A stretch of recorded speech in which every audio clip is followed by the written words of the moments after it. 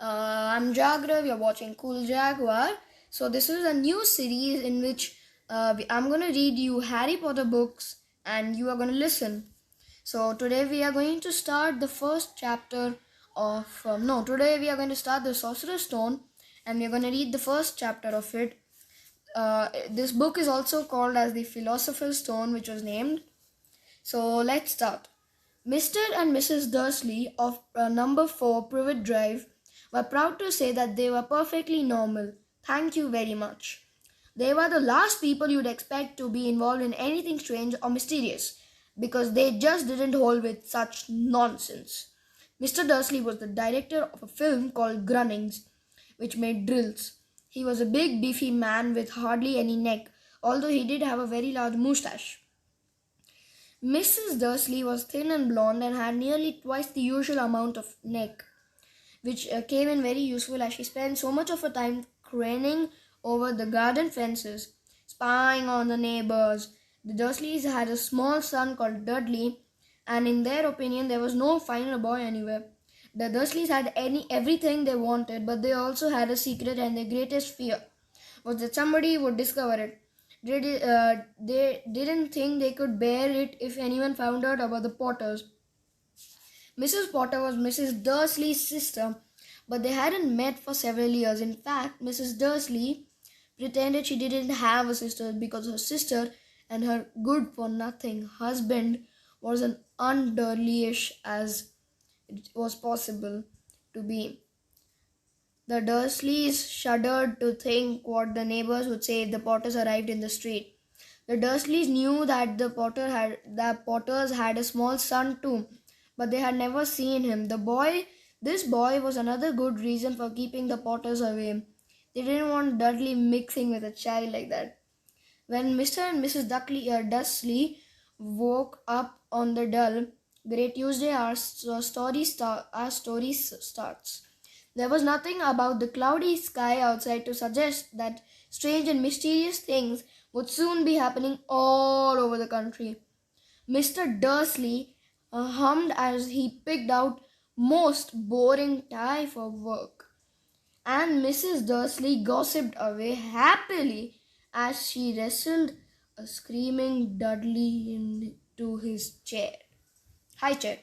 None of them noticed a large tawny owl flutter past the window. At 8:30, Mr. Dursley picked up his briefcase, pecked Mrs. Dursley on the chin, and tried to kiss Dudley goodbye, but missed because Dudley was now having a tantrum and throwing his cereal at the walls. Little Tyke shuttled Mr. Dursley as he left the house. He got into his car and backed out of number 4 Privet Drive. It was on the corner of the street that he noticed the first sign of something peculiar, a cat reading a map. For a second, Mr. Dursley didn't realize what he had seen. Then he jerked his head around to look again. There was a tabby cat standing on the corner of Privet Drive, but there wasn't a map in sight. What could he have been thinking of? It must have been a trick of light. Mr. Dursley blinked and stared at the cat. It stared back. As Mr. Dursley drove around the corner and up the road, he watched the cat in his mirror. It was now reading the sign that said Privet Drive.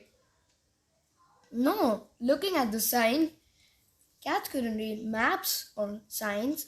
Mr. Dursley gave himself a little shake and put the cat out of his mind.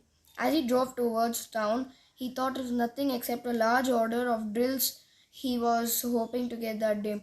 But on the edge of the town, drills were driven out of his mind by something else.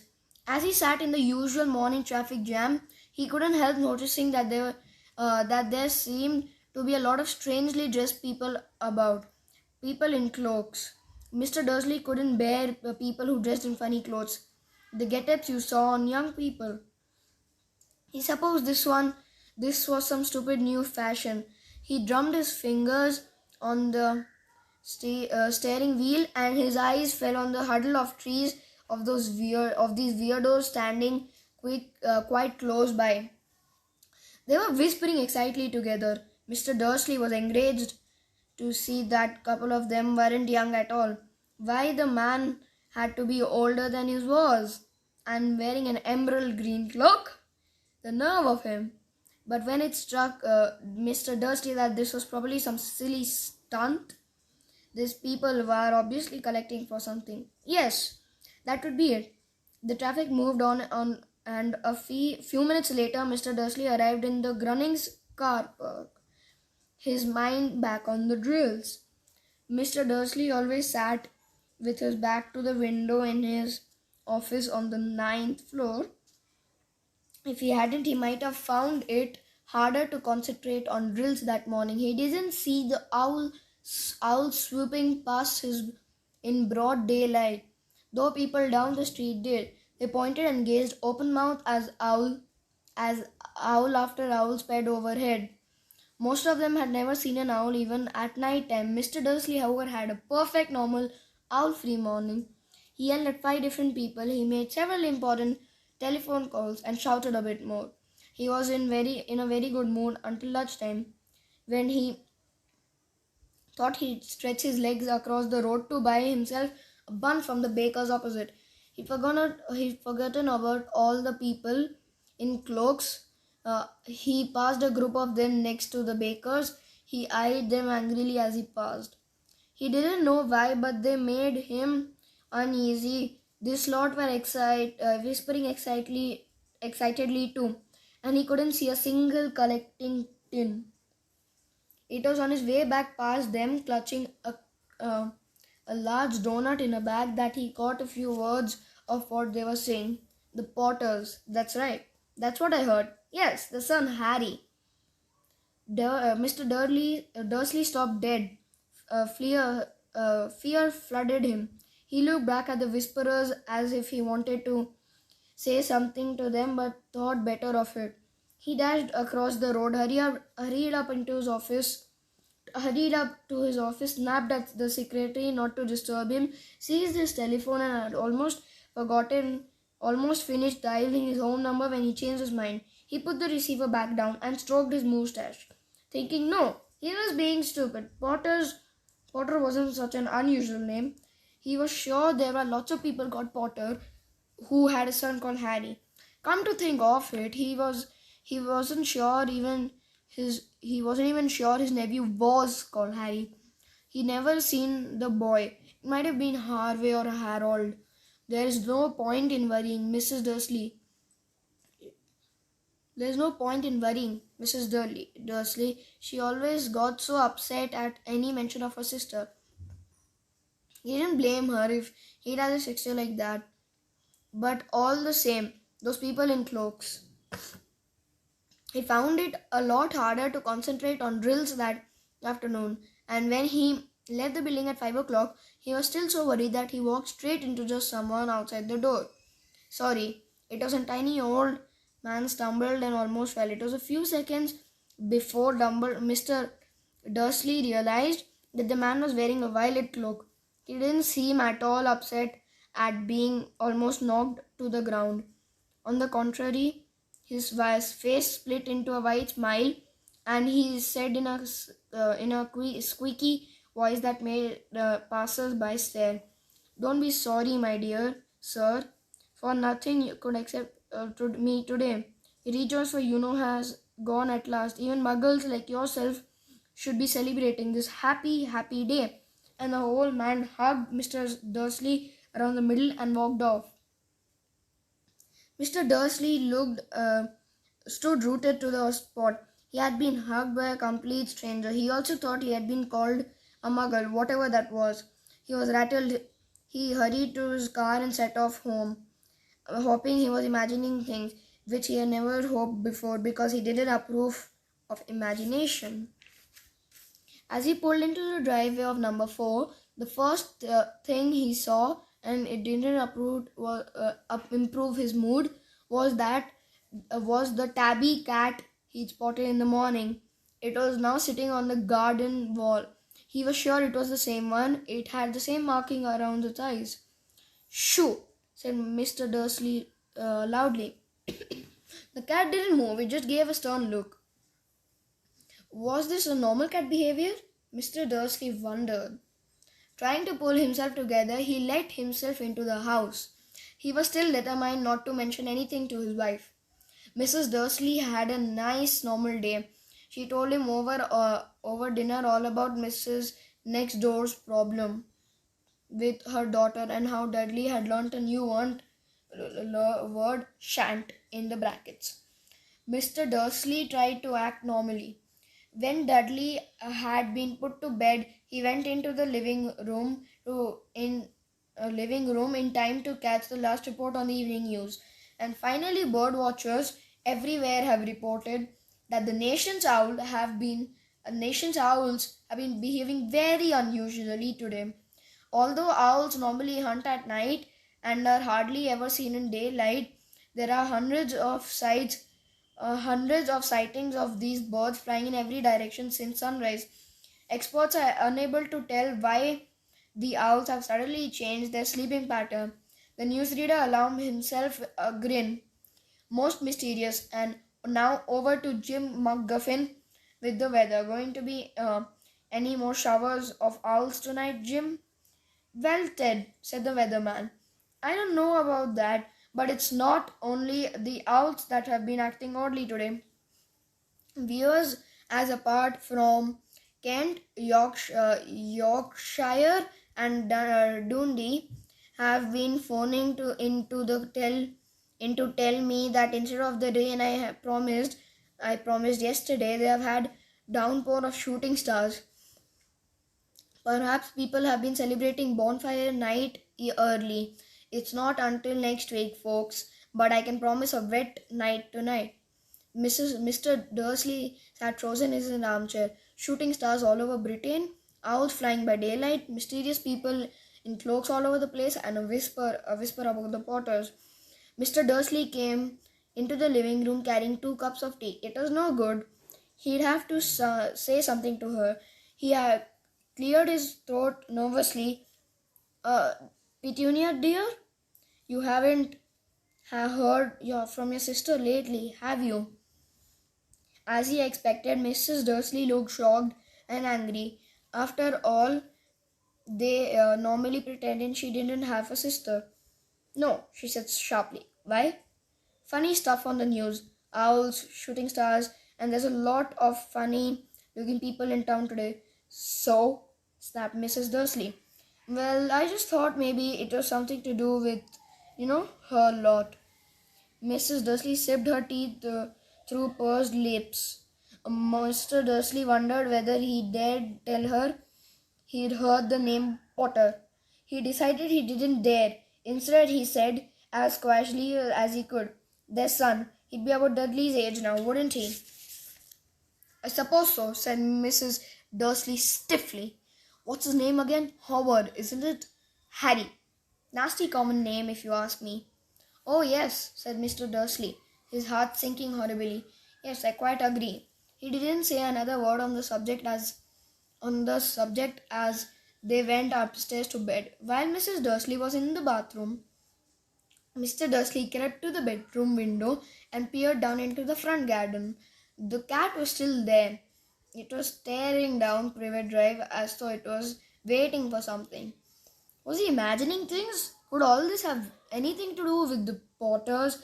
If it did, if it got out that they were related to a pair of, well, he didn't think he could bear it. The Dursleys got into bed. Mrs. Dursley fell asleep quickly, but Mr. Dursley lay awake, turning it all over his mind. His last comforting thought before he fell asleep was, even if the Potters were involved, there was no reason for them to come near him and Mrs. Dursley. The Potters knew very well what he and Petunia thought about them and their kind. He couldn't see how he and Petunia could get mixed up in anything that might be going on. He yawned and turned over. It couldn't affect them. How wrong he was. Mr. Dursley might have been drifting into an uneasy sleep, but the cat on the wall outside was showing no sign of sleepiness. It was sitting as still as a statue, its eyes fixed unblinkingly on the far corner of Privet Drive. It didn't so much as quiver when a car door slammed in the next street, nor when two owls swooped overhead. In fact, it was nearly midnight before the cat moved at all. A man appeared on the corner the cat had been watching. Appeared so suddenly and silently, you'd have thought he just popped out of the ground. The cat's tail twitched and its eyes narrowed. Nothing like this man had ever been seen in Privet Drive. He was tall, thin, and very old. Judging by the silver of his hair and beard, which are both long enough to tuck into his belt, he was wearing long robes, a purple cloak which swept the ground, and high-heeled, buckled boots. His blue eyes were light, bright, and sparkling behind half-moon spectacles, and his nose was very long and crooked, as though it had been broken at least twice. This man's name was Albus Dumbledore. Albus Dumbledore didn't seem to realize that he had just arrived in a street where everything from his name to his boots was unwelcome. He was busy rummaging in his cloak, looking for something. But he did seem to realize he was being watched, because he looked up suddenly at the cat, which was still staring at him from the other end of the street. For some reason, the sight of the cat seemed to assume him. He chuckled and muttered, "I should have known." He had found what he was looking for in his inside pocket. It seemed to be a silver cigarette lighter. He flicked it open, held it up in the air, and clicked it. The nearest lamp went out with a little pop. He clicked it again. The next lamp flickered into the darkness. 12 times he clicked the put outer until the only lights left in the whole street were two tiny pinpricks in the distance, which were the eyes of the cat watching him. If anyone out of their window now, even beady-eyed Mrs. Dursley, they wouldn't be able to see anything that was happening down on the pavement. Dumbledore slipped the put outer back inside his cloak and set off down the street towards number 4, where he sat down on the wall next to the cat. He didn't look at it, but after a moment he spoke to it. "Fancy seeing you here, Professor McGonagall." He turned to smile at the tabby, but it had gone. Instead, he was smiling at a rather severe-looking woman who was wearing square glasses, exactly the shape of the markings the cat had around its eyes. She too was wearing a cloak, an emerald one. Her black hair was drawn into a tight bun. She looked distinctly ruffled. "How did you know it was me?" she asked. "My dear Professor, I've never seen a cat so stiffly." "You'd be stiff if you'd been sitting on a brick wall all day," said Professor McGonagall. "All day? When you could have been celebrating? I must have passed a dozen feasts and parties on my way here."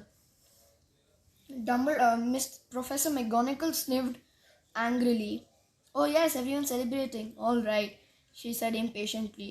"You'd think they'd be a bit more careful, but no. Even the muggles have noticed something's going on. It was on the news." She jerked her head back at the Dursleys' dark living room window. "I heard it. Flocks of owls. Shooting stars. Well, they're not completely stupid. They were bound to notice something. Shooting stars down in Kent. I'll bet that was Didulus Diggle. He never had much sense." "You can't blame them," said Dumbledore gently. "We have had precious little to celebrate for 11 years." "I know that," said Professor McGonagall irritably. "But that's no reason to lose our heads. People are being downright careless out on the streets in broad daylight, not even dressed in muggle clothes, swapping rumors." She threw a sharp sideways glance at Dumbledore here, as though hoping he was going to tell her something, but he didn't. So she went on. "A fine thing that it would be if on the very day who seems to have disappeared at last, the muggles found out about all of us." "I suppose he really has gone, Dumbledore?" It certainly seems so. We have much to be thankful for. Would you care for a sherbet lemon? A what? A what? A sherbet lemon. A kind of muggle sweet I'm rather fond of. No, thank you, as said Professor McGonagall coldly, as though she didn't think this was the moment for sherbet lemons. As I say, even if you know who has gone, my dear professor, surely a sensible person like yourself can call him by his name. All this you know who nonsense. For 11 years, I've been trying to persuade people to call him by his proper name, Voldemort. Professor McGonagall flinched, but Dumbledore, who was unsticking two sherbet lemons, seemed not to notice. It's all getting so confusing if we keep saying you know who. I've never seen any reason to be frightened of saying Voldemort's name. I know you haven't, said Professor McGonagall, sounding half aspirated, half admiring. But you are different. Everyone knows you are the only one you know. Oh, all right. Voldemort was frightened of. You flatter me. Voldemort, said Dumbledore calmly. Voldemort had powers I will never have, only because you're too, well, noble to use them. It's lucky it's dark. I haven't blushed so much since Madame Pomfrey told me she liked my new earmuffs. Professor McGonagall shot a sharp look at Dumbledore and said, "The owls are nothing to the rumors that are flying around. You know what everyone's saying about what everyone's saying about why he's disappeared, about what finally stopped him." It seemed that Professor McGonagall had reached the point she was most anxious to discuss. The real person she had been waiting on a cold hard wall all day, for neither as a cat nor as a woman had she fixed Dumbledore with such a piercing stare as she did now. It was plain that whatever everyone was saying, she was not going to believe it until Dumbledore told her it was true. Dumbledore, however, was choosing another sherbet lemon and did not answer. "What they are saying," she pressed on, "is that last night Voldemort turned up in Godric's Hollow. He went to find the Potters. The rumors is that Lily and James Potter are that they're dead. That they're dead." Dumbledore bowed his head. Professor McGonagall gasped. "Lily and James? I can't believe it." "Oh, I don't want to believe it. Oh, Albus." Dumbledore reached out and patted her on the shoulder. I know," he said heavily. Professor McGonagall's voice trembled as she went on. "That's not at all. They are saying he tried to kill the Potter's son, Harry, but he could not. But he couldn't. He couldn't kill that little boy. No one knows why or how. But they are saying that when he couldn't kill Harry Potter, Voldemort's power somehow broke, and that's why he's gone." Dumbledore nodded glumly. It's true. After all, he's done all the people he's killed. He couldn't kill a little boy. It's just astounding of all the things to stop him. But how in the name of heaven did Harry survive? "We can only guess," said Dumbledore. "We may never know."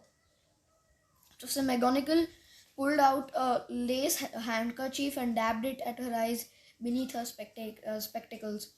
Dumbledore gave a great sniff as he took a golden watch from his pocket and examined it. It was a very odd watch. It had 12 hands but no numbers. Instead, little planets are moving around the edge. It must have made sense to Dumbledore, though, because he put it back in his pocket and said, "Hagrid's late. I suppose it was he who told you I'd be here, by the way." "Yes," said Professor McGonagall, "and I don't suppose you're going to tell me why you are here, of all places." "I've come to bring Harry to his aunt and uncle. They are the only family he has left now." "You don't mean you can't mean the people who live here?" cried Professor McGonagall, jumping to her feet and pointing at number 4. "Dumbledore, you can't. I've been watching them all day." Yeah. "You couldn't find two people who are less like us?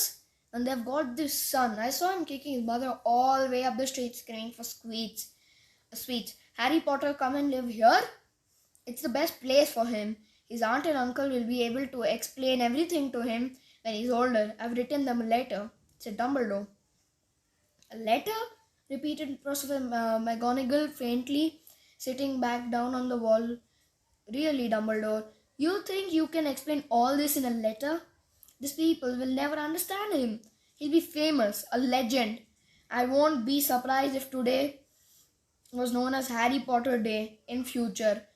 There will be books written about Harry. Every child in our world will know his name. Exactly, said Dumbledore, looking very seriously over the top of his half moon glasses. It would be enough to turn any boy's head. Famous before he can walk and talk. Famous for something he won't remember. Can't you see how much better off he'll be growing up away from all that until he's ready to take it? Professor McGonagall opened her mouth, changed her mind, swallowed, and then said, "Yes, yes, you're right. Of course, but how is this boy getting here, Dumbledore?" She eyed his cloak suddenly, as though she had thought he might be hiding Harry under it. Hagrid's bringing him. You think it wise to trust Hagrid with something as important as this?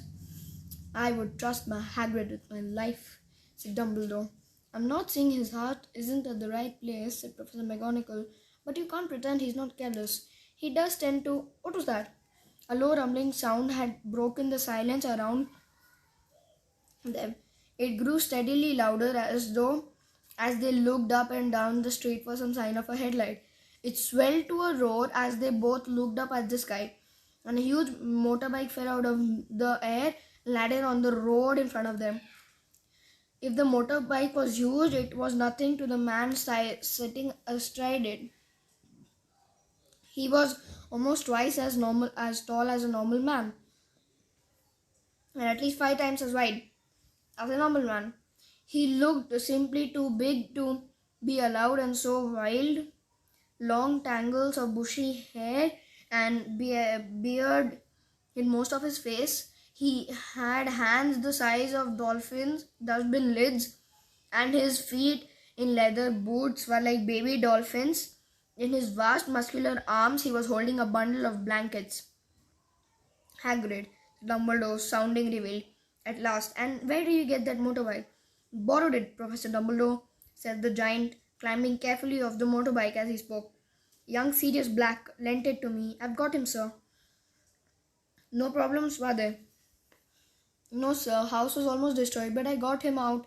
All right before the Muggles started swarming around. He fell asleep. He fell asleep as we was flying over Bristol. Dumbledore and Professor McGonagall bent forward over the bundle of blankets. Inside, just visibly, was a baby boy, fast asleep. Under a tuft of jet black hair over his forehead, could see a curiously shaped cut, light of bolt like a bolt of lightning. Is that where whispered Professor McGonagall? Yes, said Dumbledore. He'll have that scar forever. Couldn't you do something about it, Dumbledore? Even if I could, I wouldn't.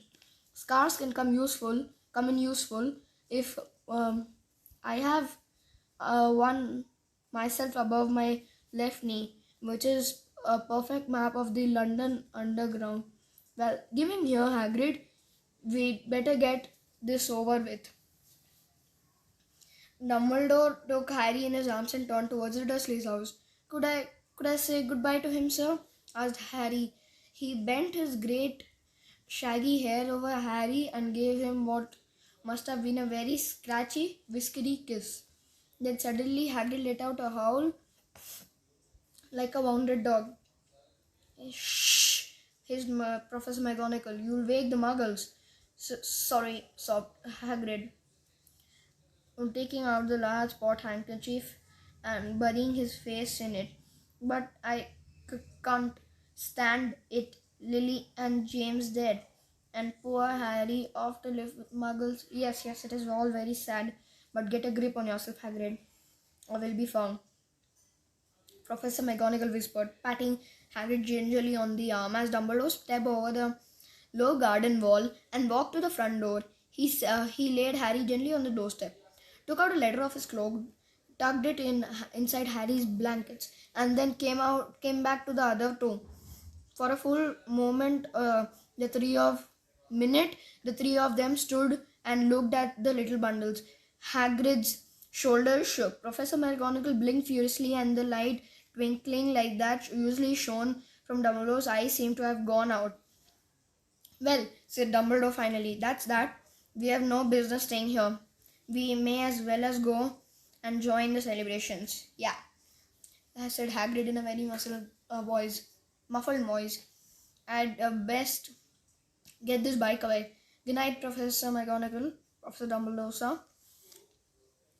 Wiping his streaming eyes on his jet black jacket sleeve, Hagrid swung himself on the motorbike and kicked the engine into life. With a roar, it rose into the air and off into the night. I shall see you soon, I expect, Professor McGonagall, said Dumbledore, nodding to her. Professor McGonagall blew her nose in reply. Dumbledore turned and walked back down the street. On the corner, he stopped and took out the silver put-outer. He clicked it once and 12 balls of light sped back to their street lamps so that Privet Drive glowed suddenly orange, that he could make out a tabby cat slinking out around the corner at the other end of the street. He could just see the bundle of blankets on the step on number 4. Good luck, Harry, he murmured. He turned on his heel and with a swish of his cloak, he was gone. A breeze ruffled the neat hedges of Privet Drive, which lay silent and tidy under the inky sky. The very last place you would expect astonishing things to happen. Harry Potter rolled over inside his blankets without waking up. One small hand closed on the letter beside him, and he slept on. Not knowing he was special, not knowing he was famous, not knowing he would be woken in a few hours by Mrs. Dursley's scream as she opened the front door to put out the milk bottles. Not that he would spend the next few days being prodded and pinched by his cousin Dudley. He couldn't know that at this very moment, people meeting in secret all over the country were holding up their glasses and saying in hushed voices, "To Harry Potter, the boy who lived."